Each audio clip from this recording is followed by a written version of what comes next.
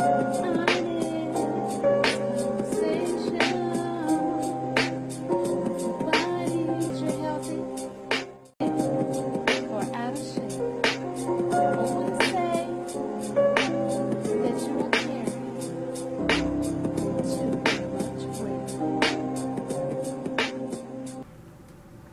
and welcome to my show, Enlifement. I am your host, Doc Honeycutt, and I want to thank you for joining us today. I have a really great guest. Oh my goodness, she's going to teach us how to get some college money, because that's a big sticker these days. Like, everybody needs to know this stuff, because that could be one of the stresses, I think, or one of the biggest stresses about going to school is where's the money going to come from. So don't miss this show, you all. Go get your water, go get your fruit, and come on back, because when I say we got an awesome show, we got an awesome show. And I'm not going to string you along. I'm going to get her to jump right in so she can tell us how to get this money for school, okay?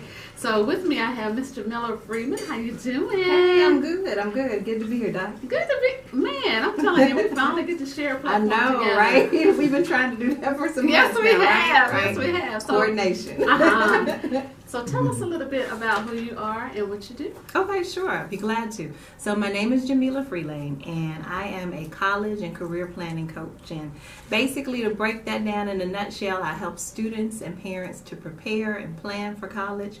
And most importantly, in my opinion, is informing them, giving them financial literacy tips, as well as giving them insight on how to reduce some of their college costs. And that's a lot of what I do in workshops. That's what I do on my show that's right here on the network. And I just try to share as much information as possible, because it just pains my heart when I think about how much people spend excessively because they don't necessarily know what steps to take or how to appropriately plan and prepare for school or for a career path, for that matter.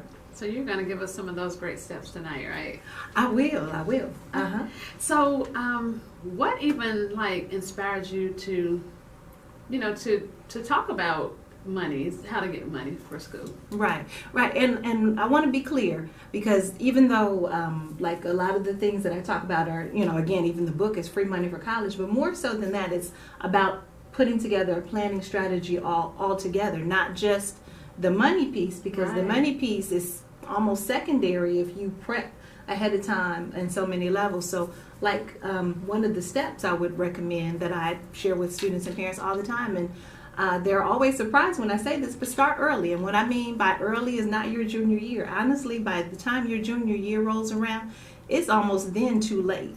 And that surprises most people. I actually say start early, and what I mean by starting early is starting as early as 6th grade. Oh, really? Yeah, okay. Yeah. And the reason I say that is because when it comes down to it, two things kind of take place. One is, their minds are still fresh, and you're being molded if you're a 6th grader that's watching this. So you can start to have as much time ahead of the game about learning about several different career options and several different jobs and that sort of thing. So that's key, because if you wait till junior year or senior year, obviously it's crunch time. And not just that, but in terms of classes that are available to you and test scores, they begin to track you. So in 6th grade, they start looking at your test scores and trying to determine where to place you, so that way by 8th grade, they've already pigeonholed you, typically. And then in terms of scheduling, what ends up happening is if you're on a different track, if you're not on that college-bound track, a lot of times you may not get all the classes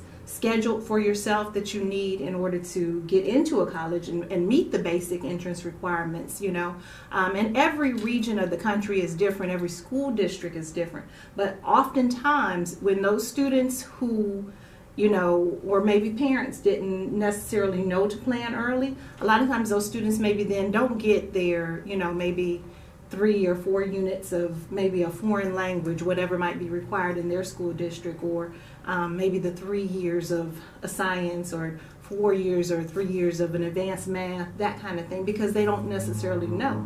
But if you start between 6th and 8th grade, and particularly if you can start 6th grade even more, then that gives you a wider range of time, and you can explore a wider range of opportunities and careers and understand college a little bit more. So that's step number 1. Okay, so let's have step number 2. Okay, that makes sense, right? It's a logical order. So step number 2, in terms of planning for college, really I try to take a 4-prong approach when I'm working with a student or parent or when I give a workshop. And so it's not just about preparing academically, in my opinion, even though that is what some people focus on, and it makes sense, especially if you want to get into your top schools, if you want to get into med school, if you want to get into wherever it is that you're planning on making your final destination. You got to be on point academically, right? So that's one piece, but that's just one piece of the puzzle of what I try to share with students and parents. You also need to be psychologically prepared. Is your head in the game? Can you see yourself going through to the finish line? Can you see yourself graduating? If you don't see yourself graduating, or you think, I don't know if I can do it, I'm the first one in my school, or not my school, my family, to try to make this happen. All of those things can come into play, and that negative self-talk can be the thing that beats you up and ultimately ends up preventing your success. So academically, you have to have your head in the game. Psychologically, you have to have your head in the game. Of course, financially, you have to have your head in the game. So knowing about scholarships early. I even recommend students and parents putting together a list a year ahead of time, just kind of knowing what scholarships come up on an annual basis, so that way, when your senior year comes up, you kind of know, look, bam, in April is when the NAACP scholarship is. In February, that's when the Kiwanis or the Masons have their scholarship, or whatever organization it may be. It may be a local group, it may be your church. But if you have a game plan in mind, that makes a world of difference. So after the financial piece, after the academic piece, and after the psychological piece, you need to be emotionally prepared too. And what I mean by that is some people take for granted that just because you've got your grades in order, you're ready to go to school, or maybe your grades and your finances are in order, but they're not taking in consideration the personality of that student. A person who, let's say, is maybe very laid back and reserved, or is very shy and quiet, maybe the best school for them is not, a school that's got 60,000 students on campus. Or maybe if a student has a learning challenge or learning disability or an anxiety disorder, doesn't mean they're a bad person, doesn't mean they're a bad student. But does that school have the resources to deal with some of the special, unique gifts and even challenges that you may bring to the table? So you have to be,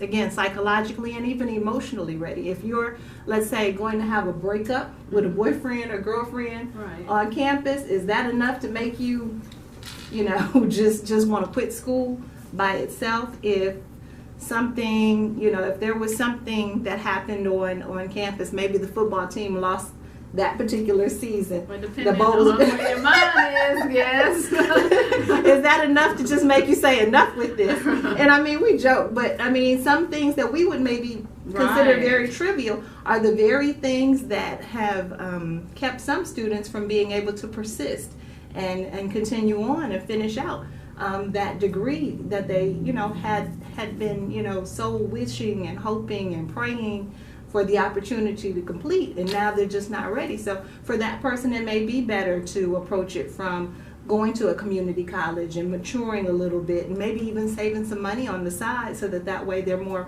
prepared. But it's a matter of looking at all of those pieces equally, and then moving forward. So psychologically, you have to be prepared. Academically, you have to be prepared. Financially, you have to be prepared. And then emotionally, being prepared as well. So those are 4 steps in terms of moving forward. Now, see, I wrote a book because about classroom stress. Don't be a victim, because so many people are those 4 that you talked about. Yeah, and they don't realize that you do have to have everything in its proper perspective. So they should get my book first, and there you go. It's a perfect marriage, and they'll be ready. and honestly, it is. It's a preparation. It's a grooming. It's not just about those grades. The grades are a good thing, but they're not everything. They become more critical depending on the caliber of the school that you're going to. Now, obviously, you can't, think you're going to get into the Princetons or the Ivy League schools and have a 1.99. That's not going to happen. Right. Now, what you can do, even if it's a person that has achieved that, you may have to work at another school and then transfer on to the Princeton or the Harvard or something like that.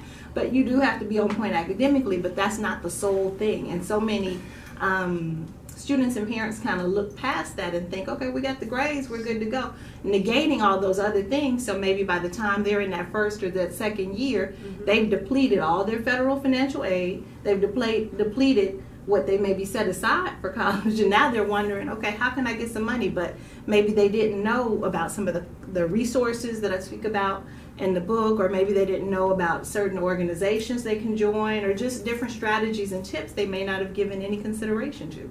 So let's, I've heard of different people say that they're professional students. So is this a way that people use to just continue getting monies from the government? No, actually, that's very little of what I talk about in No, I'm saying, wait, does that exist? Oh, yes, that definitely does it exist. Not only does it exist, I know some. So yes, it does. It's not a mythical creature. It does exist. It's out there. How does that work, though? I mean, I don't know exactly completely how it works, because honestly, and that's another thing on the financial piece that a lot of students and parents don't realize, but there does exist a limit, for every degree. So you can't, just continue on thinking, okay, I'm going to take philosophy, that religion class I'm over gonna there. have 5 doctorates. Yes. Well, you can, but it'll be on your dime, Yeah, federal financial aid funding stops at a certain point. There's benchmarks for each degree. So if you exceed that aggregate limit, that sort of thing, well, hey, it is what it is. And that's where people really get stuck a lot of times, because maybe then they just know that they're trying to offset their cost, or maybe they took a bunch of classes, switch majors with no regard as to, well, the bulk of these classes didn't transfer, so maybe I'll ride this one out and then choose something else. They don't think strategically in terms of how they can do that. And then what ends up happening is they maybe get private loans, or just borrowing excessively, paying for college or credit cards. I mean, all kind of what you would maybe consider nonsense and craziness, but folks just don't know. And there's a very distinct difference between federal student loans and private student loans, and most students and parents don't know that either. So I speak to that. So are there a lot of people that do this kind of work out there? There's a growing number, I can say that, and I'm actually refreshed kind of by that, because when I started doing this on my own, people were like, well, why wouldn't you just go to your school counselor? And my point to them always was, okay, let's look at the facts. And at that time, I think the student debt was maybe 1.2 trillion. If the student counselors were doing such a bang up job, and that's no disrespect to student counselors, because I know several that do a phenomenal job, and at the end of the day, they don't have enough time. There's not enough of them to service everybody in the school. You may have some guidance counselors in some schools, particularly when I used to live in Chicago, that might have multiple. They might have a whole senior class or a whole junior class, or it might be 2. And if you're thinking about a class of 200 or 300 students, unless your child is just that stellar student, they're probably not getting a lot of personal attention, that sort of thing. And going back to the debt that we were talking about, if just the counselors were able to solve the problem by themselves, we wouldn't be at 1.2 trillion debt is what we were at then. We're actually now at 1.5 trillion, which is really, really, really, when you think of $1 million, that's a lot. Yeah. $1 billion, $1 trillion, that's really ridiculous. I was on one of the shows or segments one time, and I was saying how I remember trying to figure out what exactly does $1 trillion look like, because I've never seen it. I never knew anybody with $1 trillion. What is $1 trillion? And basically, I Googled it like any good red-blooded American, and $1 trillion seconds, Doc, a trillion seconds is actually equated to 33,000 years. That's what, if you had to measure $1 trillion in seconds. So it's crazy to me. That's a lot. And I think another one of the examples was if you had just $1 trillion, You could own every NFL, every NBA team, every NHL team, like all of the major league sports teams. One person could Like own all every those. one Yes, of them. Like, yeah. every one of them, and still have money left over. Right. Like that just gives you just a idea, an inkling of how much student debt people are in, and then just to know that it's actually next to mortgage loan debt. Student loan debt is actually the second highest loan debt that people have in the U.S. So it's something that's near and dear to my heart because I'm very passionate about education. Mm-hmm. And when I saw how many people were just going into debt, and again, that was when we were back at 1.2 trillion. It really touched me, and I thought, well, let me start developing resources, and eventually it kind of culminated into a book and evolved into a show and some other things. So I'm so glad that you said something about resources. So you definitely have to stay up on things. So what are some of the biggest challenges that you see that you have with doing this kind of work? The biggest challenge, I would say, for me is the frustration of knowing there's somebody that you could have helped and they come to you too late. Everybody thinks, okay, well, yeah, she's helping people get into college. That's nice. That's cute. But, I can get into college. I don't have any problem with that. Mm-hmm. And they don't recognize until they're $30,000 or $40,000 in, and they can't maybe continue on at that school, or, something happens. And then they call me. Well, by then, it's too late. Now, I can give them some tips to help mitigate that, But, that's the whole purpose of me doing what I do, is to try to help students and parents, for that matter, avoid being in that particular circumstance. So at what point would you like to see these parents reach out to you, or even the students as well? I know you say starting at 6th grade, they should start planning, but they don't even know about you then, you know what I'm saying? So at what point would you like to see them be like, oh, yeah, I'm so glad you contacted me, and we can, truly get some things going for you? Well, I don't do as much of the one-on-one sessions as I used to. I used to do a lot of those, but because now with doing the show, and I'm actually working on a couple of other projects, so I don't have, unfortunately, as much time, but I do a lot of the workshops. And when I do the workshops, typically those are geared towards sophomores, juniors, and seniors. So that's about the time that I'm working with someone. But, if it's a youth organization or something like that, or if it's a sports team, I'll come in and do a seminar with them, as early as 6th grade. Again, 6th grade is about when I will see them. But to do a one-on-one session, generally not till they're maybe junior or senior year, because that's when I'm kind of doing more of either scholarship prep or college application prep and planning, that kind of thing, so they can get into their A school, or we can put a strategy in place.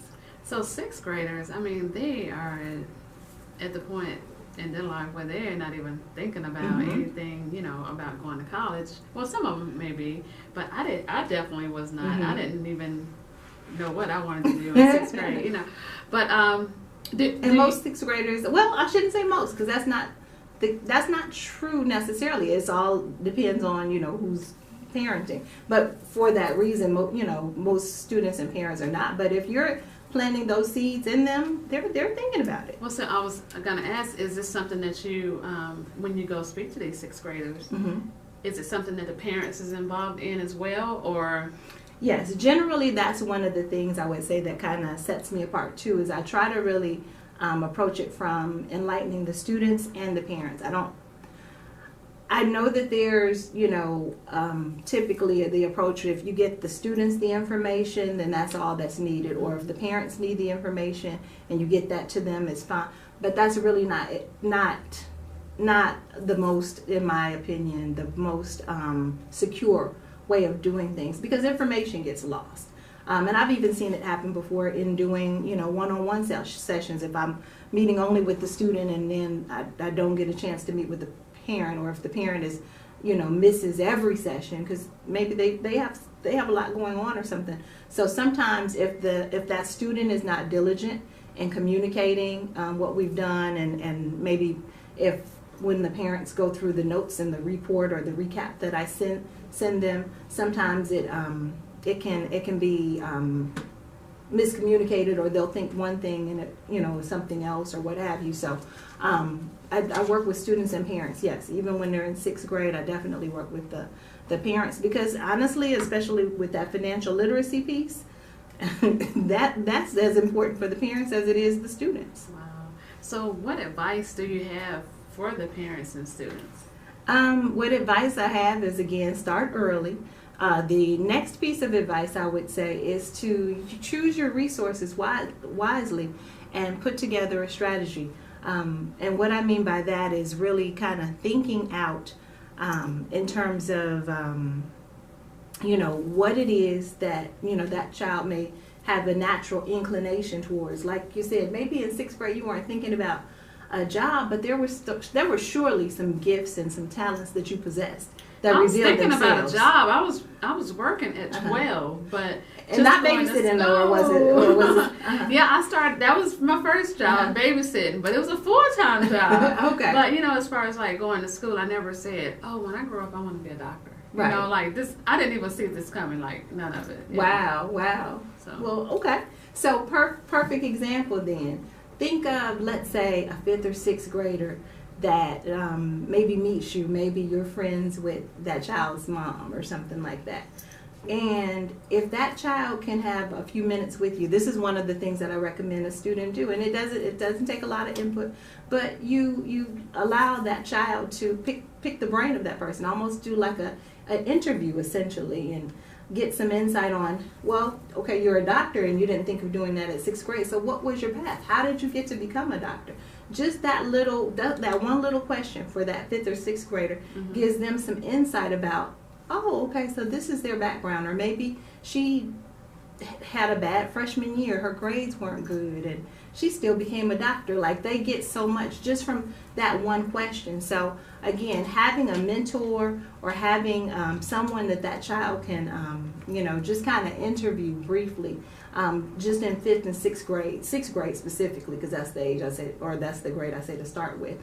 So that's one strategy, one approach. Another is to do a dream job report. And what I mean by that is that's kind of a fun activity where you think about, okay, you remember as your kid, maybe you did it, I did it definitely. That's my car, Okay, so if you're playing That's My Car. Well, if you think of, you see yourself in that car, you see yourself in that Lamborghini or whatever your car was, you claimed it. I'm still claiming it, okay? All the good ones going down the street. That's my car. That's my car. Right. I said it first. So think about it from that particular strategy. If you think about, okay, what is a dream job for you? So you as a kid maybe don't have the vocabulary, or maybe have the word cosmetologist in your repertoire, but you still may have an idea like, ooh, I like combing my doll's hair, and I like going to the hairstylist with my mom, and I love when Miss So-and-so does my hair. So that may show an inclination or a proclivity towards something creative for that particular student. Well, have that student to just, and I go into more depth about that in some of the one-on-one sessions that I do, so I'm just giving like little tidbits here. But basically, maybe have them do, one thing would be to, write down what their dream job would be. 2, to look at the anticipated growth for that field. In other words, is that a field that's expected to grow? Are there going to be jobs in that? So calculate when that particular student, if they're in sixth grade, how long is it going to take for that child to become, a high school senior, when they graduated. So by that year, what is the expected growth of that particular field? A second question you can go over doing a dream job report is to look at what is the average salary range or the average income of that particular profession, that sort of thing, so that they get a real world thing. Real world insider perspective. I'm actually appalled sometimes by the number of students who are, even high school seniors or, juniors, or even in college, and don't really have a true and accurate mindset or frame of mind. Yeah, that's the word. Thank you, girl. We all in each other's head today. So now I have an accurate frame of mind in terms of what an average annual salary is. So to them, they don't really have a reference for the difference between $5,000 a year versus $50,000. But if you're in sixth grade and you have an understanding of that, then it gives you a better grasp for reality. So now I can put a dollar amount to something. So if I know I make an average of $50,000 a year with this particular dream job that I've decided to go into, and the car that I've chosen, and that's my car,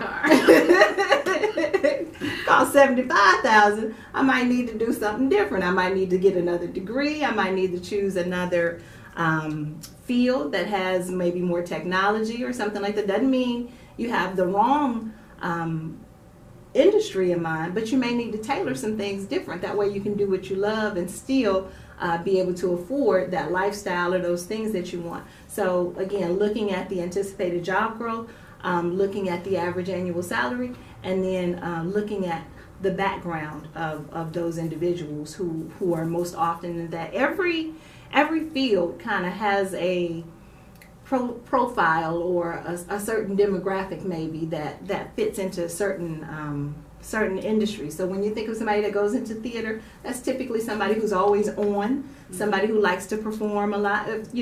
If that's the background of the majority of the people in that field that you've chosen for your dream job report, does that fit you? Again, doesn't mean that you couldn't do it. Right. But again, how akin are those personality traits to what you bring to the table? Or if you do bring something different to the table, do you bring something so different and unique and dynamic to the table that you're going to blow that industry out of the water and turn it on its head?